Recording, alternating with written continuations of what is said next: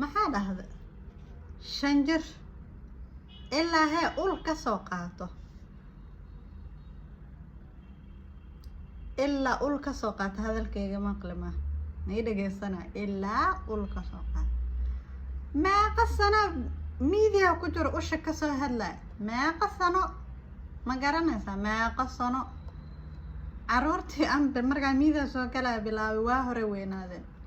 maxaa dhacay waay weli ul usii wadataa hadda maa nagu soo biirto soo dhawow haddaa hadda nagu sii birto ul waa ka mamnuuc meeshaan maya ul usha hadda maxay kuu tarta ilaa ushaas war waxaa noqotay muhiim hadalkaada maaha ilaa ulaa soo qaadatid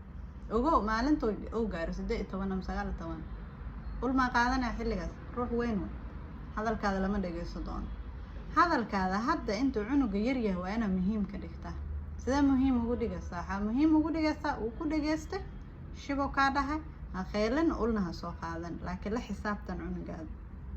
insha allah haddaa caawinaad u baahan tahay waa nala soo xiriiri kartaa cashiro waa bixinaa waalidiinta laakiin maalin damba ushaas iska celi waxaa kasii daran qofka dhahay waa qaniinaa carruurtaada ha qaniinin haana garaacin lah maxaa idinku dhacay idinka saani la hadla waa daalay weli sidii wada wadin ul iyo qaniinta iyo jugdhow iyo caay iyo qeelo iyo carruurta idinkaa god ku ridowsiin baa